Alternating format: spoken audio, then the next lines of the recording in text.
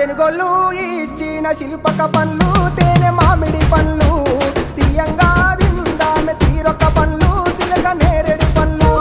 కాబోళ్ళు ఇచ్చిన మక్క కంకులు అవి పాల కంకులు కాల్చుకొని తిందాము కందికాయలు పచ్చి పల్లికాయలు గుజారి గుజారి మామిళ్ళ కిందో నల్ల మామిళ్ళ కింద కుసుమరోళ్ళేసిన కుందన బొమ్మ అది కుందన బొమ్మ